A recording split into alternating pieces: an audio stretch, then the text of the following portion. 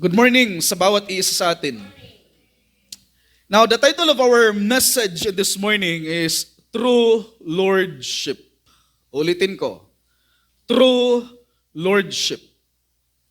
Maraming mga tao ang hindi nakakaunawa sa Lordship ng ating Panginoong Hesukristo sa ating kaligtasan. Dahil ang iba ay nagdadahilan na ang kaligtasan ay batay naman sa pananampalataya kay Jesus at hindi sa pagsisimba. Tama. Pero hindi yan ang tamang response sa taong may tunay na pananampalataya sa Diyos dahil ang taong may tunay na pananampalataya kay Jesus ay nagsisimba sa Diyos. Nakikipag-isa sa mga anak ng Diyos. May personal na relasyon sa Panginoon Diyos, may totoong pananalig sa Diyos at nagpapasakop sa isang Christ-centered local church at namumuhay para sa kaluwalhatian ng ating Panginoon Diyos. Now, the Lordship of Jesus Christ in our salvation ay nangangahulugan ito mga kapatid na si Jesus ay hindi lamang tagapagligtas na nagpapatawad sa ating mga kasalanan, but He is also the supreme authority and master of our lives. Ibig sabihin, kung ang isang tao ay may totoong pananampalataya kay Kristo Jesus, ay magreresulta ito ng totoong pagsunod sa Diyos.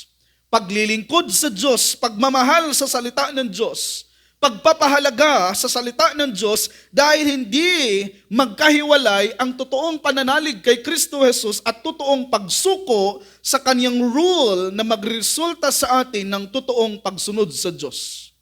Kaya ang totoong kabaguhan ay resulta sa biyaya ng Diyos sa pamamagitan ng ating pananampalataya kay Kristo Jesus. Sa ibang salita, hindi lahat ng mga taong nagsasabing Kristiyano sila ay totoong Kristiyano na sila. Dahil maraming mga tao ang nagsasabi na sila ay mananampalataya kay Jesus, pero walang totoong pagsuko sa Lordship ni Jesus. Kaya sinabi ni Jesus nung nakaraang linggo sa ating pinag-aralan mga kapatid in Matthew chapter 7 verses 18 to 19, hindi maaaring mamunga ng masama ang mabuting puno. At hindi maaaring mamunga ng mabuti ang masamang puno. Ang bawat punong hindi mabuti, ang bunga ay puputulin at itatapon sa apoy. Sa makatuwid, ang taong patay spiritually ay hindi magbunga ng kabanalan. Walang resulta sa kaniyang katuwiran at kabutihan. Dahil hindi maaaring mamunga ng masama ang mabuting puno at hindi maaaring mamunga ng mabuti ang masamang puno. Kaya makikilala mo ang tunay na Kristiyano sa kaniyang mga bunga at hindi sa bunganga. Ulitin ko ha. Makikilala mo ang tunay na Kristiyano sa pamamagitan ng kaniyang mga bunga at hindi sa pamamagitan ng kaniyang bunganga. Now, ikaw ba ay namunga? Namunga ka ba ng love, joy, peace, patience, kindness, goodness, faithfulness, gentleness, at self-control? Kung napapansin mo sa ating paligid ngayon, ay napakaraming mga tao na gusto lamang nila sa Jesus na para bang tagapagligtas lang ng kanilang buhay pero hindi hari ng kanilang buhay. Kaya kung titingnan mo ng maayos ang kanilang pamumuhay, batay sa kanilang mga lifestyle, at i-evaluate mo sila batay sa salita ng ating Panginoon Diyos, ay makikita mo talaga na kung saan o anong pintuan ang kanilang pinasukan.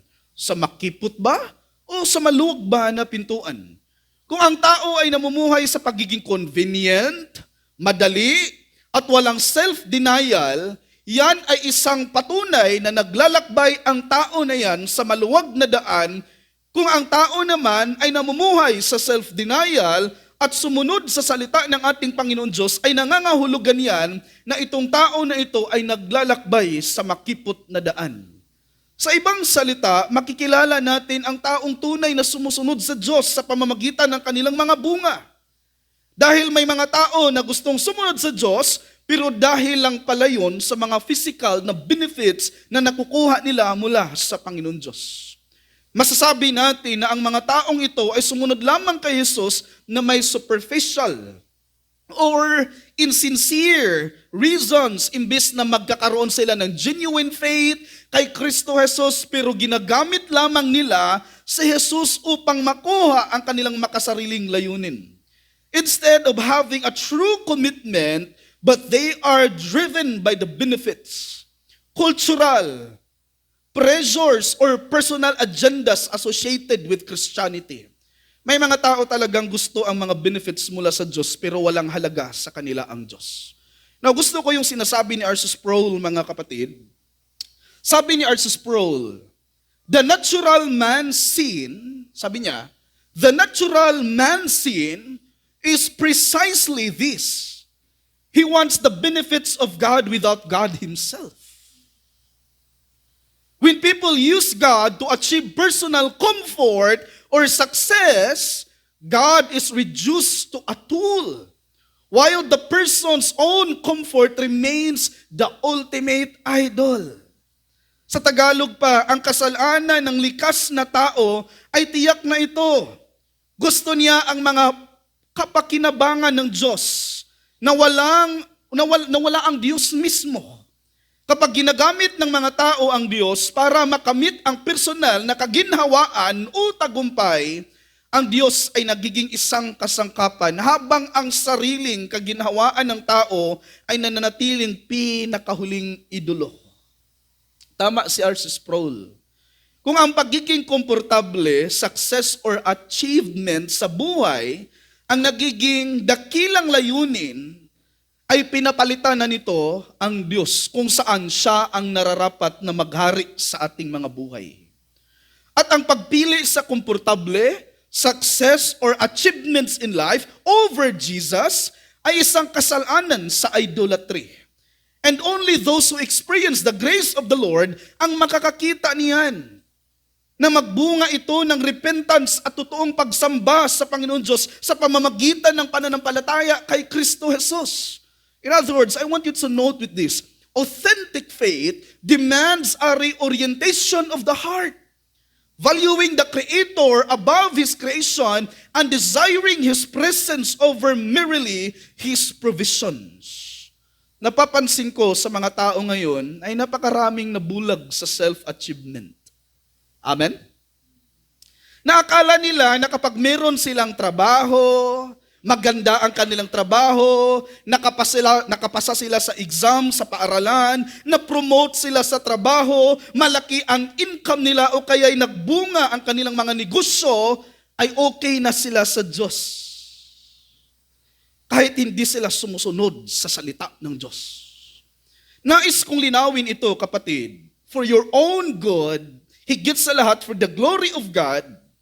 Kung hindi ka sumusunod kay Jesus bilang Lord of your life, kahit nagpo-profess ka pa sa iyong bunganga ng iilang ulit, pero kung hindi ka lumalakad kasama si Kristo Jesus, nagdi-disobey ka sa kanyang salita, and let me tell you this, Jesus is nothing sa iyo. Wala siyang halaga sa iyo. Ang halaga sa iyo ay ang mga bagay na mula sa Diyos. Totoo na ang kaligtasan ay mula sa biyaya ng Diyos sa pamamagitan ng pananampalataya kay Jesus. Ngunit, ang tunay na pananampalataya kay Jesus ay nagbubunga ng pag-ibig sa Diyos, pagsunod sa Diyos at pagpapasakop sa Diyos. Therefore, saving faith in Jesus moves you to action, obedience, and service. In the same way, faith that does not lead to faithful obedience in God's word is what? Self-deception. Nakita niyo yung mga tao? Kung gusto mong tingnan yung mga taong deceived, sabi pa ni John MacArthur, sila yung mga tao na hinahanap yung blessings. Nakuha natin? Hinahanap nila yung mga material na mga pagpapala. Pero hindi ang Diyos mismo. Ayaw nila sa salita ng Panginoon Diyos. Kaya nga maraming mga churches sa ating mga panahon ngayon, mga kapatid, pagdating sa faithful preaching sa salita ng ating Panginoon Diyos, they get bored. Pero alam niyo, yung faithful na Kristiyano, hindi boring sa kanila pag-uusapan yung salita ng Panginoon Diyos. Why? Because this is the very life of those who are in Christ. So kung ikaw ay may totoong Panginoong Jesucristo sa buhay mo, matutunan talaga natin day by day, according sa sanctifying work ng Holy Spirit sa ating mga buhay, that this world, The blessings of this world, our achievements are nothing apart from Christ. Are you with me? So let me ask you this question. Sino ang Diyos sa buhay mo? Ano ang Diyos sa buhay mo? Ang iyong pananampalataya ba kay Jesus ay nagbunga ng pagsunod sa kanyang mga salita? Kasi kung ang iyong pananampalataya ay hindi nagre-resulta ng pagsunod sa Diyos, therefore, you are not in Christ. So in verse 21, makikita natin sa umaga na ito, may tatlong C tayo makikita dito. Una, the clarification. Right? The clarification. Verse 22, the claim. Remember that. Ito yung pagbasahin ko ang mga talata na ito, mga kapatid, talagang nanginginig ako no? Kasi nga grabe yung mga tao na ito, nagpe-perform sila ng milagro, pero pagdating natin sa verse 23, makikita natin dito yung the condemnation. So let me give you our big idea, and it says here, saving faith in Jesus produces intimacy with God. Obedience to His word and submission to His lordship. Now let me ask you this question, mga kapatid. Ano daw yung ibig sabihin pag sabing saving faith ng ating Panginoon Kristo? Ito ay nagbubunga ng ano? Intimacy natin sa Panginoon Diyos. Ano pa? Pagsunod sa salita ng ating Panginoon Diyos. At pangatlo ay ang pag-submit sa ating mga sarili sa salita ng ating buhay na Panginoon Diyos. Now, I want you to look at your Bible. Now, in context here, si Jesus dito ay malapit ng matapos sa kanyang Sermon on the Mount, which is found in the book of Matthew chapter 5. Yan yung Sermon on the Mount chapter 6 and chapter 7. Now, simula sa verse 13, si Jesus ay nagsasalita tungkol sa tunay na totoong pananampalataya at hindi totoong pananampalataya. Ginagamit ni Jesus ang uri ng pananampalataya na contrast at comparison dahil ang verse 13 to 14 ay naglalahad si Kristo ng dalawang pintuan at daan na kung saan magkaiba ang kanilang patutunguhan. Dahil ang maluwag na pintuan at daan ay magwawakas ito sa eternal destruction. Note that, eternal destruction. Ngunit ang makipot na pintuan at daan ay magwawakas ito sa buhay na walang katapusan na kagalakan. Sa makatuwid, dalawa ang daan, dalawang uri ng mga tao ang naglalakbay, dalawang pintuan, at dalawang patutunguhan. Ang patutunguhan na ito ay eternal or eternity. Nakuha ba natin? So kapag ang isang tao ay namatay, direct to the point, ang isang tao na namatay na walang Panginoong Jesucristo, again, ulitin ko, there is no such thing as purgatory. Purgatory is the deadly fiction of Satan. Are you with me? Kapag ang isang tao na namamatay na walang totoo na relasyon kay Panginoong Jesucristo ay tiyak na papunta sa impyerno. No second chance sa impyerno. Wala nang repentance sa impyerno. At kahit sising-sisi ka pa sa mga nagagawa doon sa impyerno ng isang tao, kapag ang isang tao ay naroroon na sa impyerno, wala nang another chance. Forever na siya na naroroon. Ngunit sa kabilang buhay naman, nakikita natin na kapag ang isang tao ay na kay Kristo Jesus na at sumusunod kay Panginoong Jesucristo kasi nga buhay ang kanyang pananampalataya, ano ito? Magre-resulta ito ng buhay na walang katapusan. Wala nang init doon.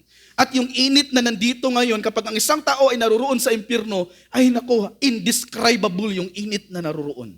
Are you with me? Now, kung napapansin ninyo mga kapatid, si Jesus ay nag-introduce ng concept of the many. At ano pa? Few. Sa verse 13 to 14, at pagdating natin sa verse 21 to 23, ay makikita naman natin ang concept na many pero walang literal na few. Now, what does it mean? That means na marami talaga ang mga taong naglalakbay sa maluwag na daan dahil ito ay less demanding. Ano pa?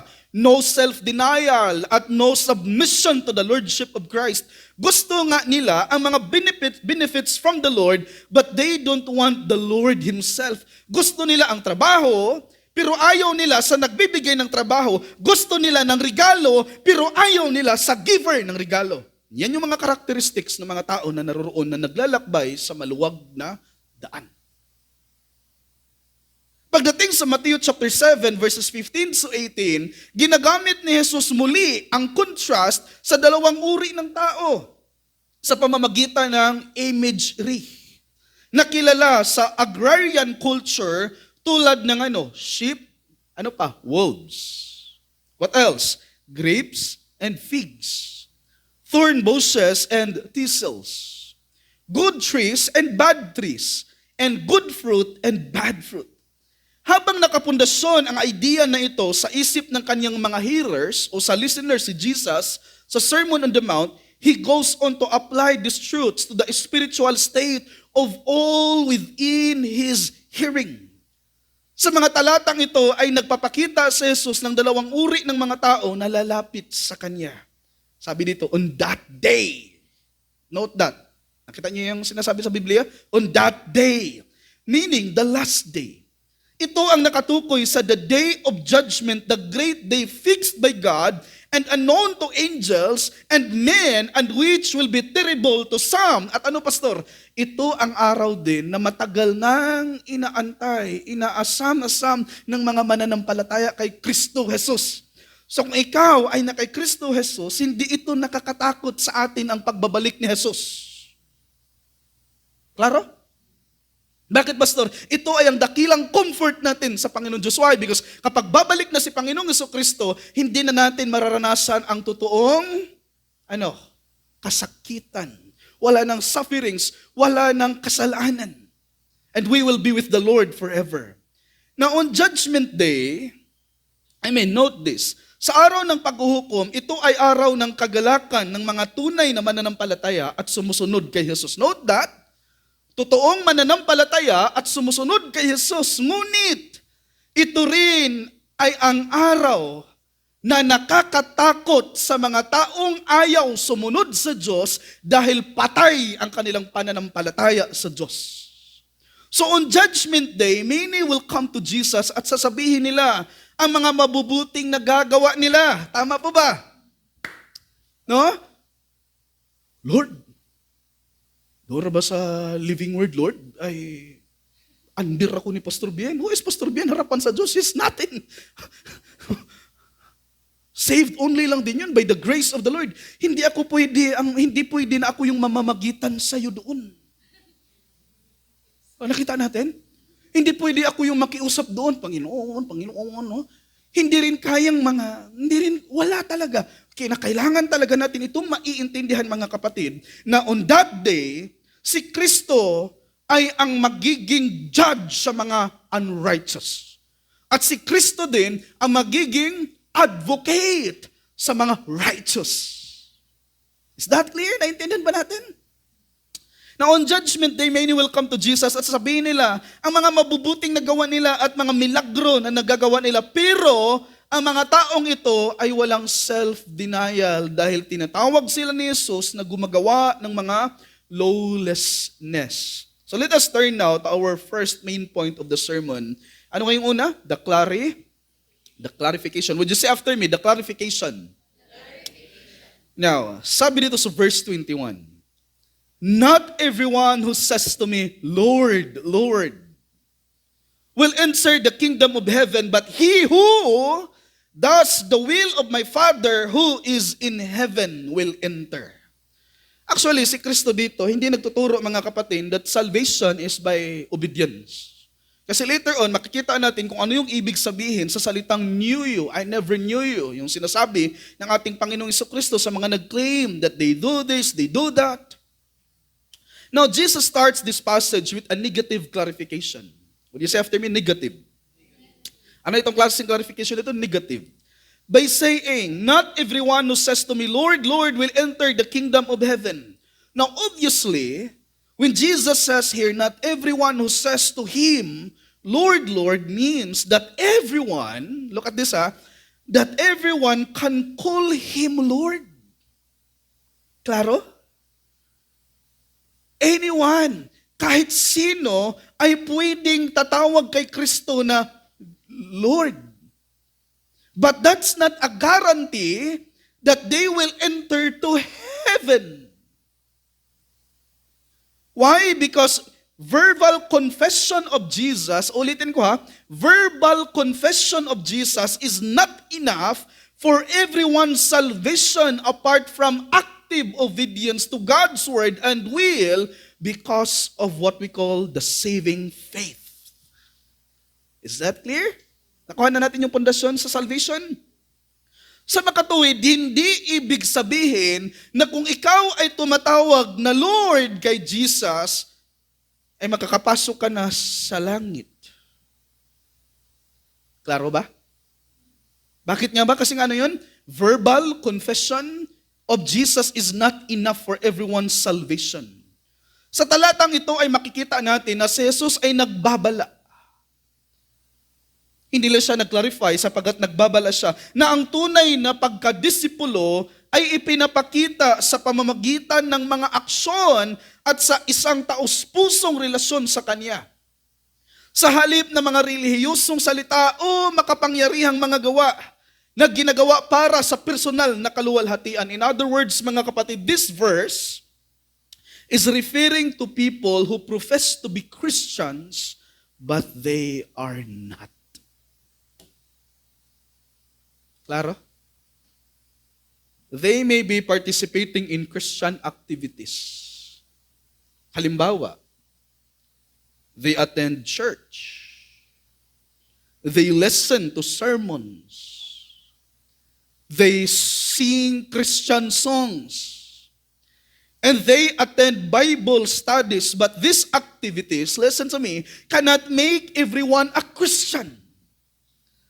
Because to become a Christian is to truly believe in Jesus Christ and to surrender His Lordship. Do not forget that. To believe in Jesus Christ and to surrender His Lordship. Now, these people are deceived into thinking that because they profess to be Christians, they are going to heaven. In truth, they will end up in hell. So ang tanong nito ngayon sa bawat isa sa atin, sino ba, pastor, ang kwalipikado na makakapasok sa kaharian ng Diyos? Jesus says in verse 21, napakaklaro, but he who does the will of my Father who is in heaven will enter. How did you know that this phrase is in the Greek present tense? Ano ito? In Greek present tense. Which means that such a person is continually living in obedience to the will of God as the normal course of his life. In context, it means consistency of walking with Jesus. Yes, salvation is not attained by good works. Ulitin ko. But a man who has genuinely accepted Jesus as Lord and Savior would show it in his consistent obedience to God's word and will. Sa Tagalog pa, ang mabubuting gawa ay hindi makakaligtas sa atin, ngunit kung ang isang tao ay may totoong relasyon kay Panginoong Jesucristo bilang kanyang Lord and Savior, makikita mo sa kanyang mga gawa that he is consistently following and obeying God. This is a great reminder for all of us that Christianity is not just about knowing, but also obeying. The question for all of us right now is this: are we walking in consistent obedience to God's word and will? Let me clarify this. Consistency is not about perfection. Ulitin ko ha. Consistency is not about perfection, because when we say consistency in our walk with God, it means showing up every day and relying on His grace.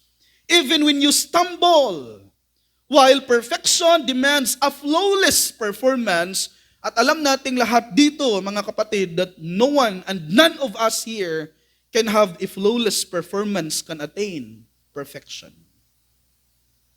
The book of 1 John chapter 2 verses 3 to 6 speaks about the marks of a saved person.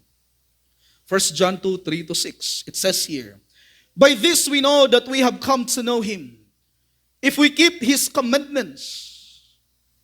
Grabe no? Nakita ninyo? Ang resulta sa tao na mayroong totoong pananampalataya sa Diyos ay talagang ang fruits ay makikita mo talaga. Are you with me?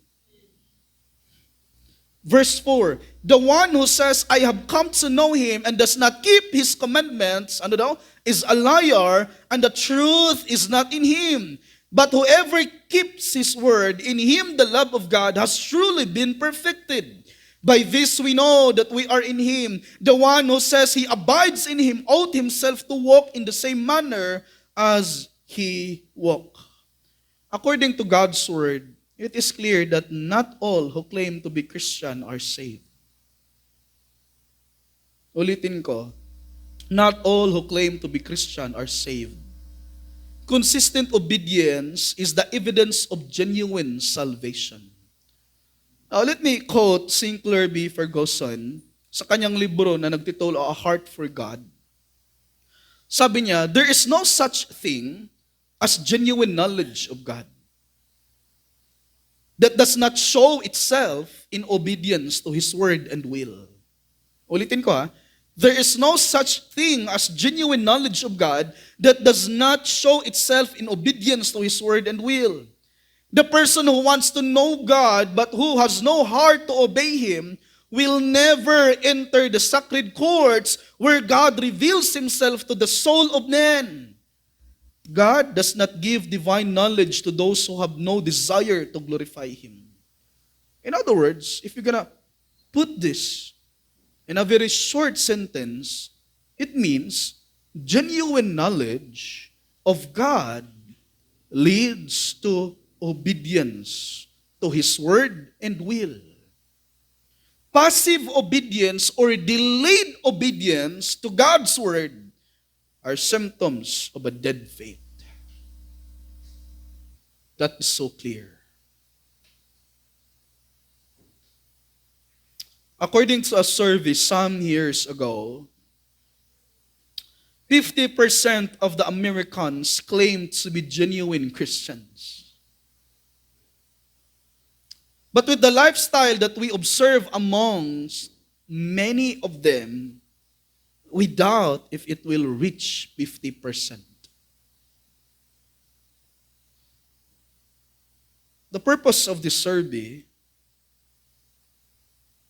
is not to condemn us. Amen?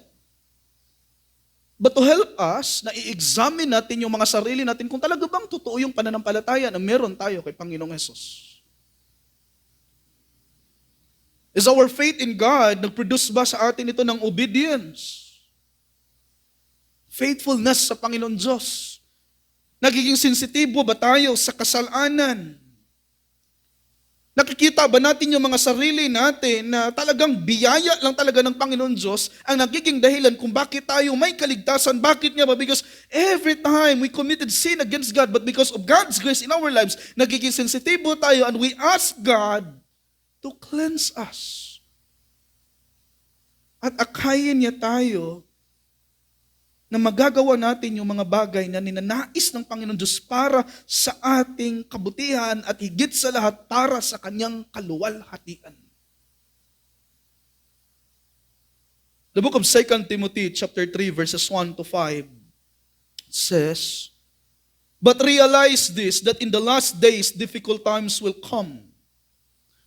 For men will be lovers of self, lovers of money, boastful, arrogant, revilers, disobedient to parents, ungrateful, unholy, unloving, irreconcilable, malicious gossips, without self-control, brutal, haters of good, treacherous, reckless, conceited, lovers of pleasure rather than lovers of God, holding to a form of godliness, although they have denied its power. Tingnan niyo kung ano ang utos sa salita ng ating Panginoon Diyos for this kind of people who lived in sin. Sabi ni Pablo, avoid such men as these.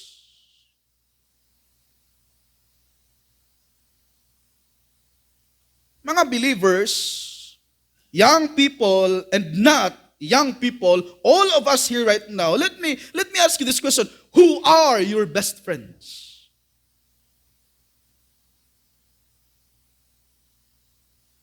Ang kaibigan mo ba na pinakamalapit sa iyo na nakakaalam sa mga pagsubok na pinagdadaanan mo, are they Christians ba? Sabi pa nga ng isang preacher, mga kapatid, sabi niya, mga kapatid, tell me who your friends are and I will tell you who you are. So kung ang isang tao ay patuloy na nakikipagsama sa mga taong makasalanan, namumuhay, yan yung kasiyahan niya. Wala siyang kasiyahan sa pagsisimba. Wala siyang kasiyahan na makikipag-usap sa mga mananampalataya. Do not forget this, that person never experienced the grace of the Lord. Hindi nawala sa kanya yung kaligtasan sapagkat ang tao na yan ay talagang hindi niya nararanasan yung biyaya ng ating buhay na Panginoon Diyos. Why? Because when you experience the grace of the Lord, hindi ka man immediately na magiging mabago according in our own standard, pero hindi mangyayari na hindi ka babaguhin ng Diyos. Christians, do you know your friends? Are they walking in Christ or they are walking in self? Ang mga kaibigan mo ba, haters of God?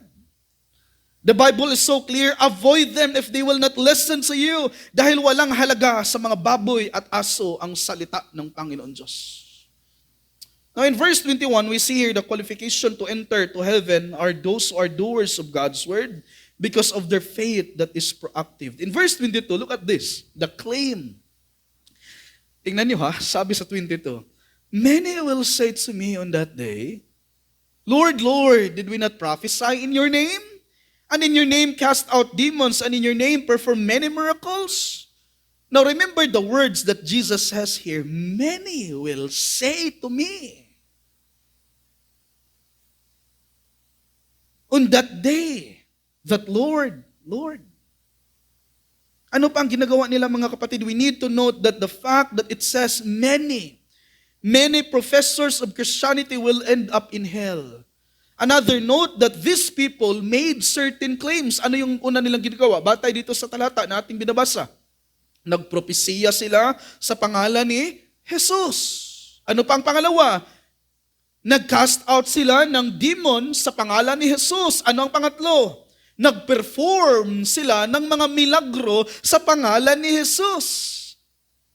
Not only did these people profess to be Christians, for they claim to be God's workers, so we're empowered with the gifts of the Holy Spirit. Sadly, their profession and empowering belied the reality that they were not genuine believers. We have several examples of this in the Bible. I want you to look at your Bible in the book of Numbers 23 verse 5. Numbers 23 verse 5, sabi dito sa Bible, then the Lord put a word in Balaam's mouth and said, return to Balak and you shall speak thus. Then the Lord, balikan ko sa pagbasa, put a word in Balaam's mouth and said, return to Balak and you shall speak thus. Another is in the book of John 11:49 to 51. John 11:49 to 51. But one of them, Caiaphas, who was a high priest that year, said to them, you know nothing at all, nor do you take into account that it is expedient for you that one man die for the people and that the whole nation not perish.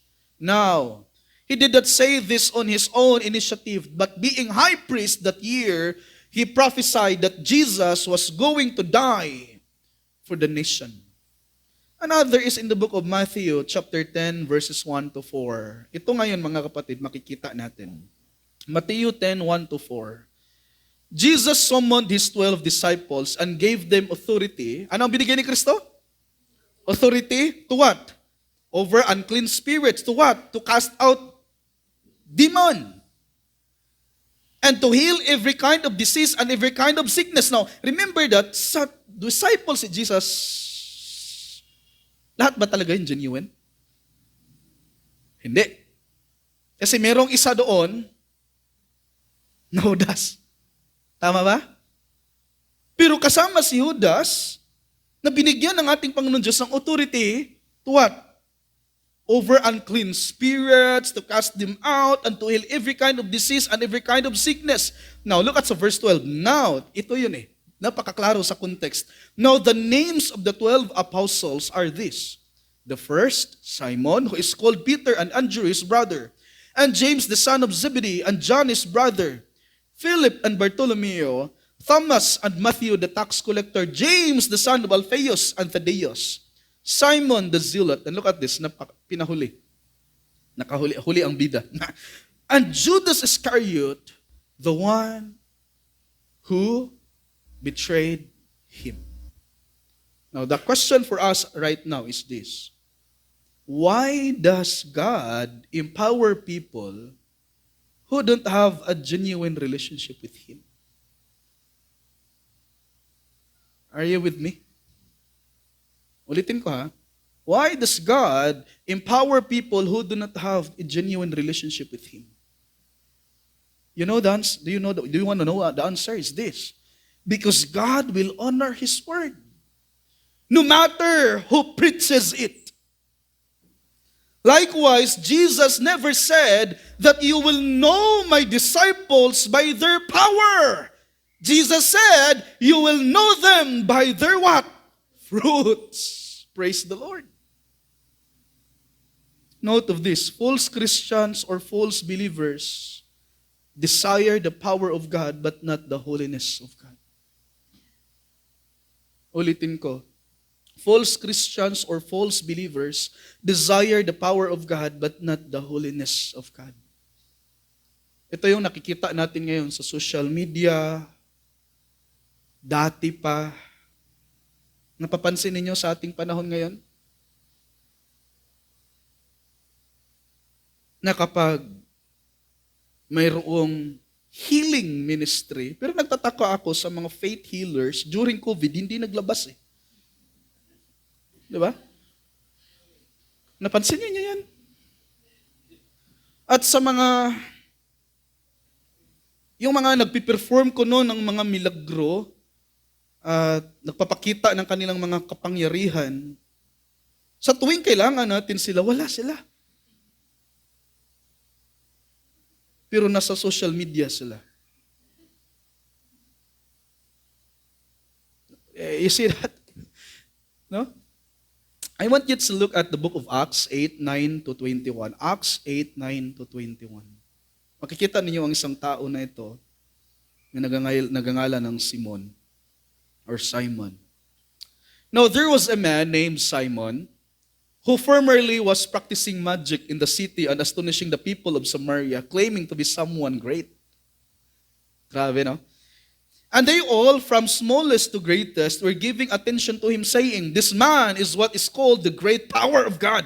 I think so, mga kapatid, kapag si Pastor Bien nagpe-perform ng nakakatawa, may mga apoy na lumalabas sa aking kamay, talagang puno tayo every Sunday.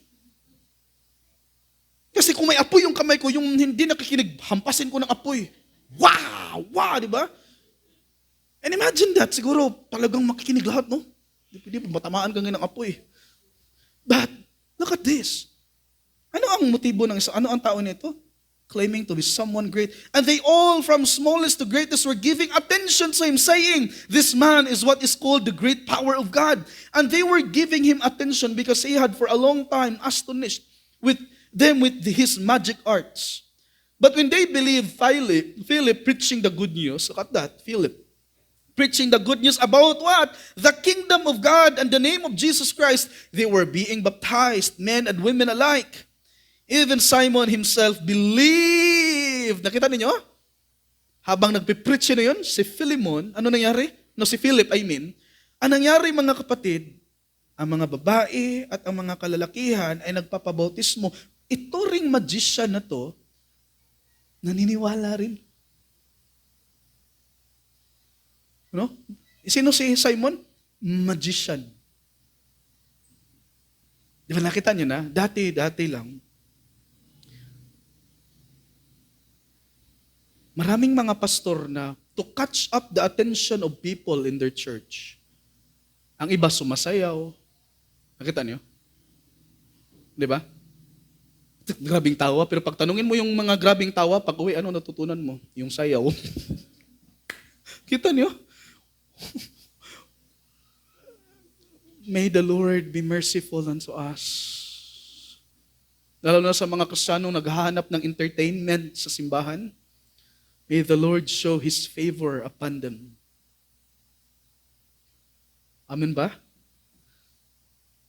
And look at this. Ano nangyari? He continued on with Philip, and as he observed signs and great miracles taking place, he was constantly amazed. Now when the apostles in Jerusalem heard that Samaria had received the word of God, they sent them Peter and John, who came down and prayed for them that they might receive the Holy Spirit, for He had not yet fallen upon any of them.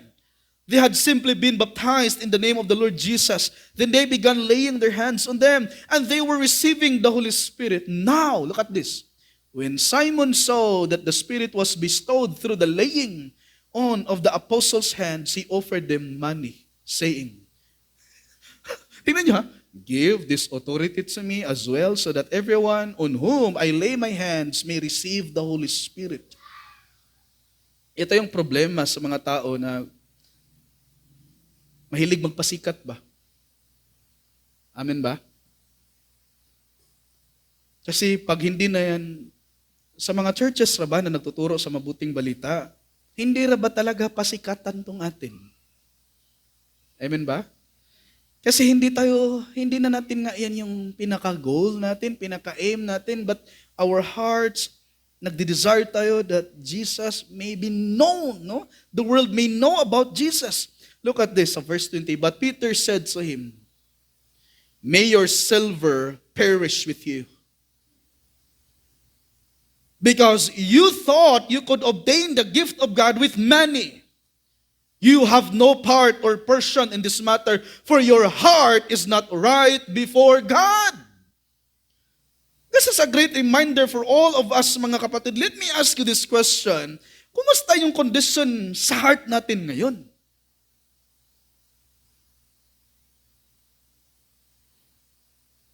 Ano yung purpose lagi? Ngayon, let me ask you this. What is your purpose for coming to church? Yeah. If your purpose is to worship God, praise the Lord.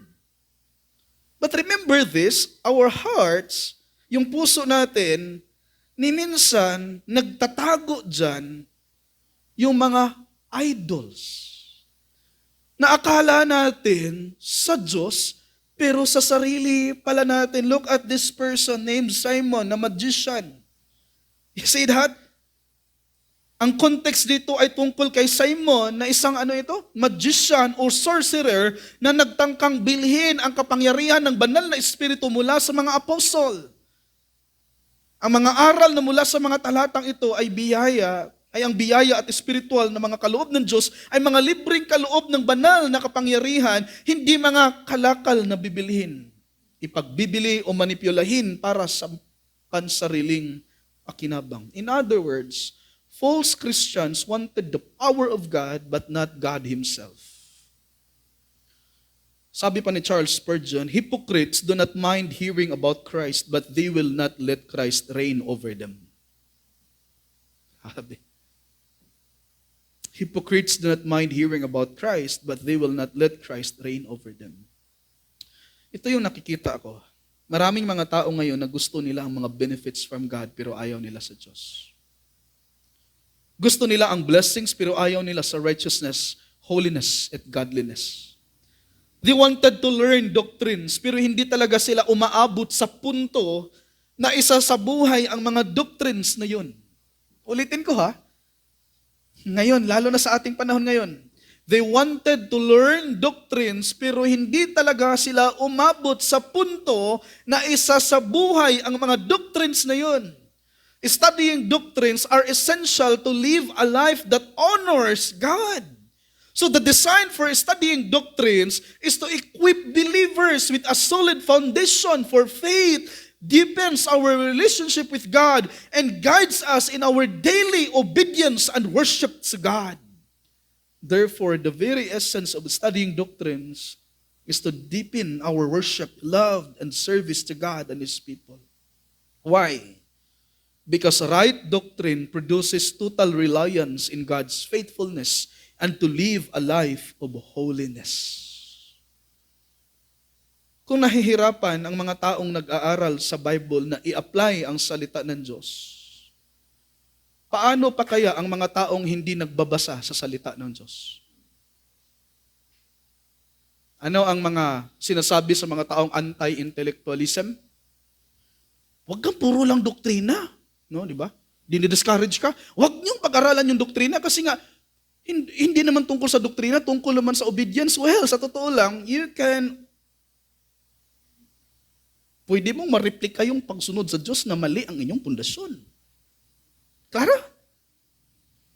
Ulitin ko, kung nahihirapan ang mga taong nag-aaral sa Bible na i-apply ang salita ng Diyos, nakikinig sa mga preaching sa salita ng ating Panginoon Diyos, ipaano pa kaya ang mga taong hindi nagbabasa sa salita ng Diyos, nagsisimba lang kung ganahan, kung kinakailangan.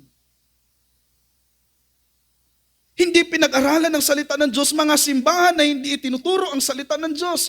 Ang application dito ay hindi yung hindi mahalaga ang doctrines. No, I disagree with that. Ang doctrines, mga kapatid, ay mahalaga.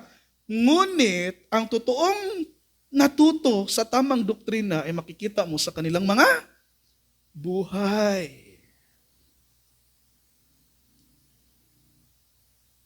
Kumusta tayo?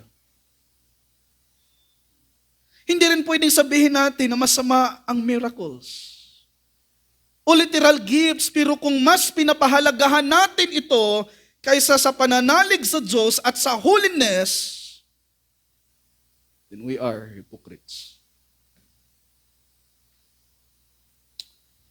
Is that clear, brothers and sisters?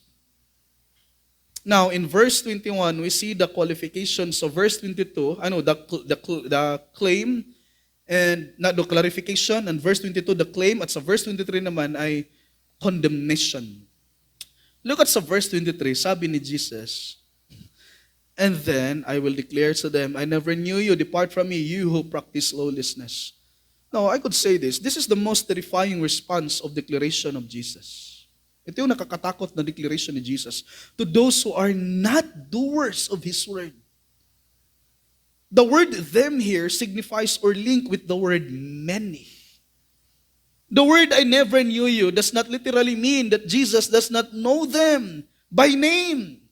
Because the Bible tells us that Jesus is omniscient. Amen ba? Means all-knowing. He knows everything in every detail. Lahat-lahat, mga kapatid, alam ng ating Panginoong Jesucristo. Tingnan nyo sa verse 23. Sinabi niya, I never knew you. Sino yung sinasabihan niya, I never knew you? Batay sa salita ng Panginoon Diyos?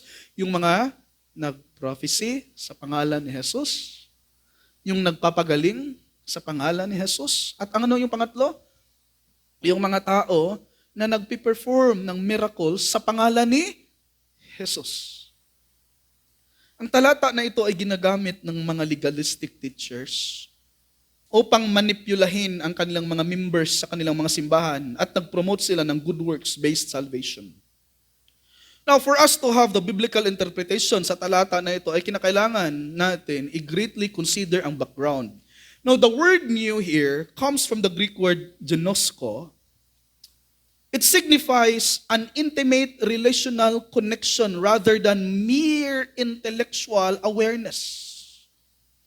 Jesus is warning that simply doing religious activities or using His name isn't enough if you lack a genuine loving relationship with Him.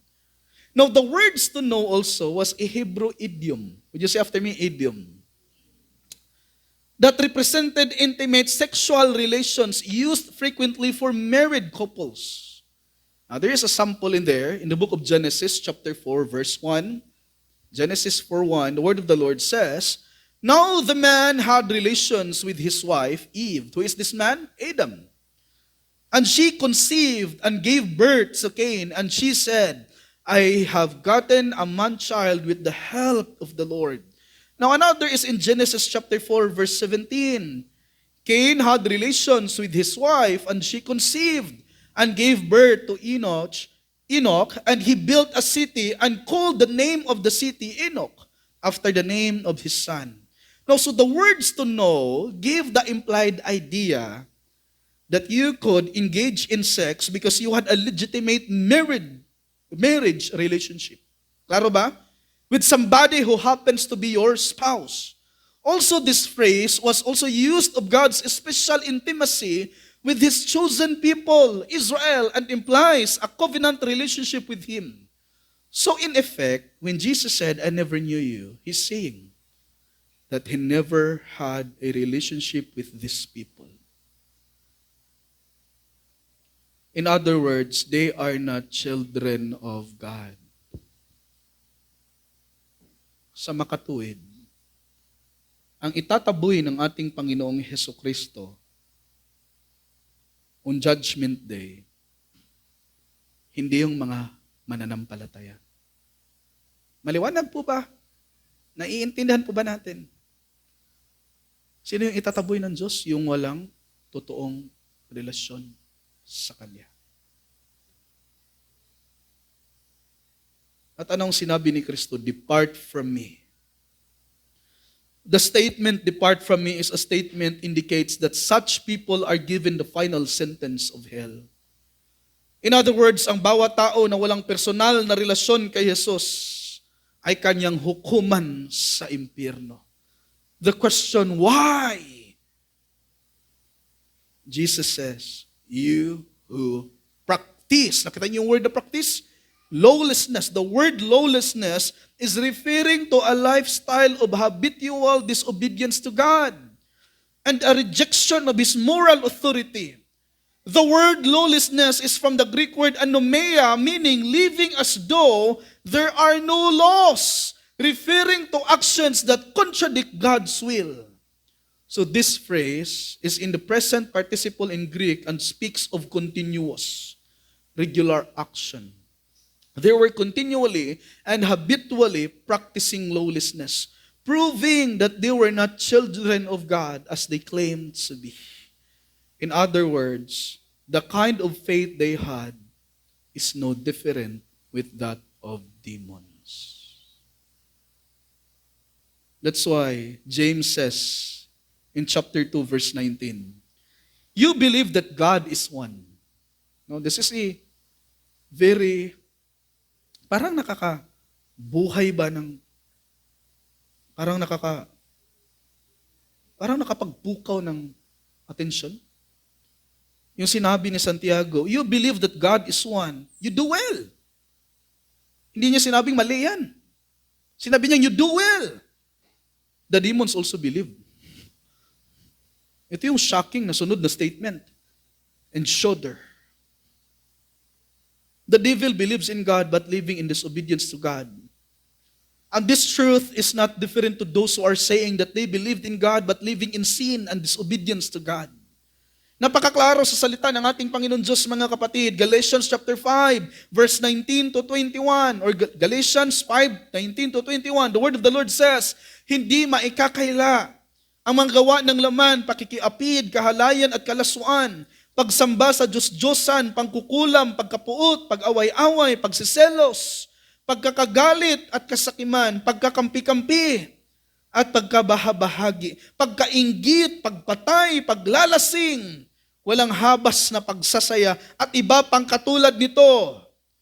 Sabi ni Pablo, muli ko kayong binabalaan, ang gumagawa ng mga ito ay hindi magkakaroon ng bahagi sa kaharian ng Diyos. Hindi ako ang nagsasalita niyan. Yan yung sinulat, yan yung nasa Biblia.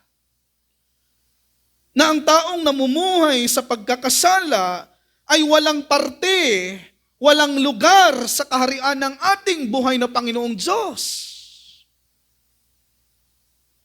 Not just that, but also in the book of 1 Corinthians chapter 6, verse 9 to 11. 1 Corinthians 6, 9 to 11. Hindi ba ninyo alam na ang mga makasalanan ay walang bahagi sa kaharian ng Diyos?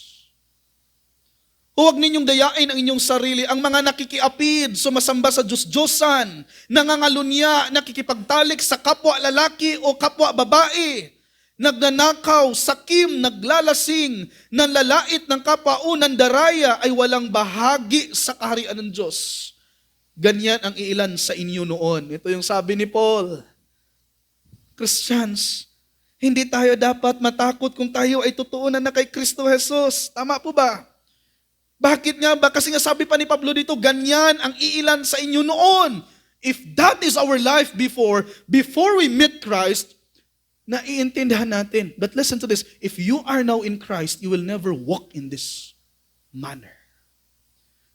Because we are new creatures. Kaya sabi ni Paul, subalit nilinis na kayo sa inyong mga kasalanan.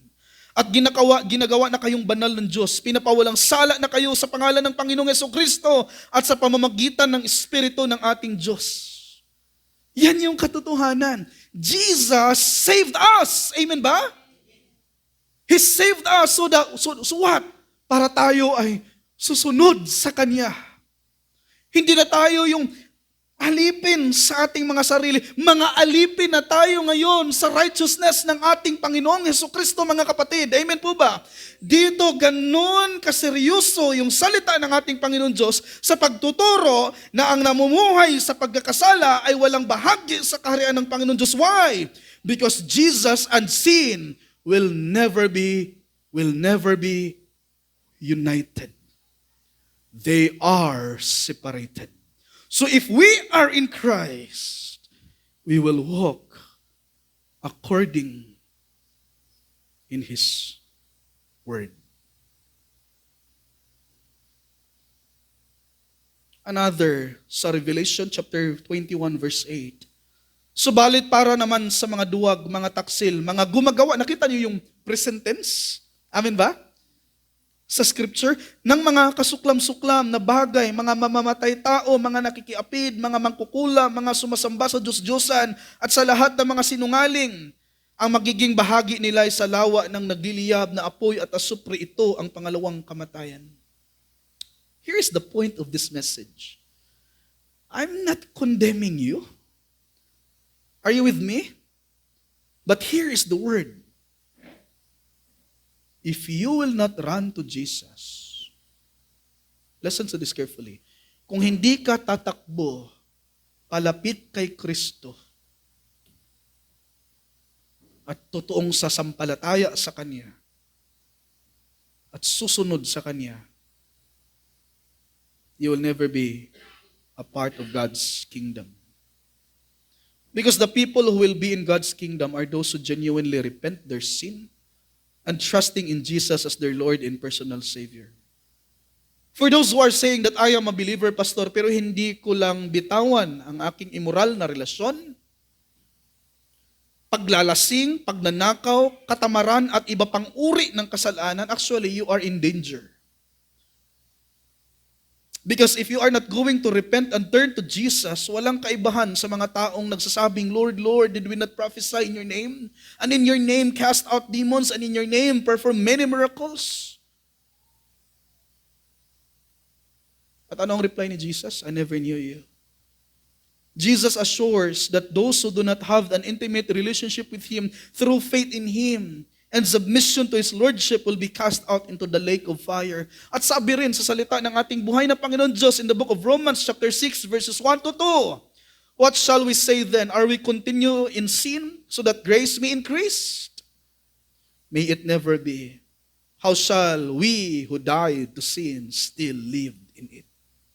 Christians, patay na tayo sa sala.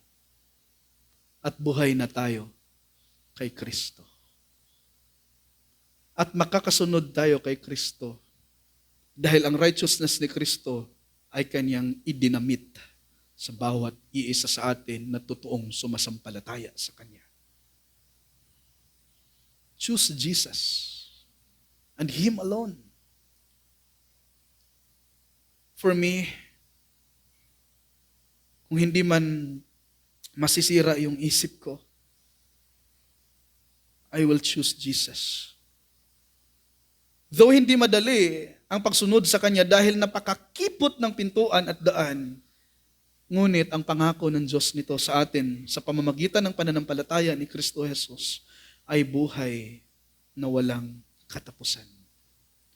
Kaya bitawan mo ang mga bagay na nararapat mong bitawan. Dahil hindi yan kapalit-palit kay Kristo Jesus. He is our ultimate treasure. And listen with this. Nabasa ko lang ito. Sabi pa ng isang katotohanan na to, a day is going to come and you will stand before God and give an account for your life. Darating ang panahon na tayong lahat ay haharap sa Diyos at magbibigay sulit sa Diyos. And the books will be open. And everything you have ever done wrong will laid bare for everyone to see. Sabi niya, at that time, one of two things is going to take place. Dalawa lang. Perfect justice or perfect mercy. On that day, either Jesus will be your righteous judge or your righteous advocate. If you are now walking with Jesus, then He is your advocate on that day. If you are not walking with Jesus, then for sure, He will serve you with His perfect justice. When God will judge anyone to hell, that judgment is perfect. Dahil hindi nagkakamali ang Diyos. The point here is this. Napakahirap. Pikiin natin ang pagsunod sa Diyos. Kaya nga we need regeneration. Amen? By the grace of God. Kaya nga thank God na yung mga taong totoong sumasampalataya kay Kristo, hindi piki ang kanilang pagsunod, but genuinely they are enjoying God. They love God. They enjoy God. Why? Bakit nga ba? Kasi nga, meron na silang bagong puso, bagong kaluluwa, bagong desire. Yan yung meron sa mga believers. At asahan mo to, it is impossible for us to walk in Jesus if we do not believe in Jesus. Believed in Him and surrender to His Lordship so you can walk in Him. Now, there is a poem na narinig ko mula kay Pastor Mel. It says here, thus speaketh Christ our Lord to us. You call me master and obey me not. You call me light and see me not. You call me life and leave me not. You call me wise and follow me not. You call me fair and love me not. You call me rich and ask me not. If I condemn thee, blame me not. Church, wala na ako ibang masasabi. If you are in Christ, walk continually in Christ. Obey Him. Submit to Him. Kahit ni minsan napakahirap sa ating makataong kadahilanan, pero worth it na sundin ang Panginoon Diyos. Deny yourself. And if you are not in Christ, let me tell you this.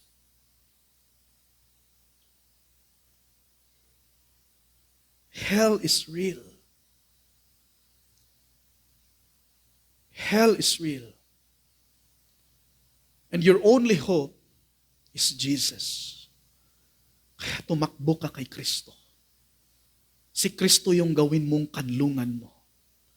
Siya yung kailangan mo. So let me conclude this message. Genuine repentance and faith in Christ produces submission to the Lordship of Jesus. Let us bow down our heads and let us pray. Panginoong Jesus, maraming salamat o Diyos sa katotohanan na inyong inabot sa amin sa pamamagitan ng iyong salita, na kaming mga pinili ninyo o Diyos sa pamamagitan ng inyong biyaya, na kami ay sumasampalataya sa inyong bugtong na anak. at sumusunod kay Kristo Jesus bilang aming Diyos at tagapagligtas, ay merong buhay na nag-antay sa bawat isa sa amin na walang katapusan. Maraming salamat, Lord, for your goodness and faithfulness. Nawa ang iyong salita, Panginoon, na aming napapakinggan sa umaga na ito, ang siyang patuloy na magturo sa bawat isa sa amin, Panginoon, magpaalala sa bawat isa sa amin that real faith produces obedience in God. At our goal, O Lord, bilang mga mananampalataya sa inyong bugtong na anak na si Kristo Jesus, ay ang pagsunod sa inyo, Panginoon. Maraming salamat, O Diyos. Patuloy niyong baguhin ang bawat isa sa amin at nagtitiwala kami sa pamamagitan lamang ng inyong biyaya at habag sa aming mga buhay, makamta namin ang totoong kabaguhan. Maraming salamat, Ama, sa pangalan ni Kristo Jesus. Amen. Amen.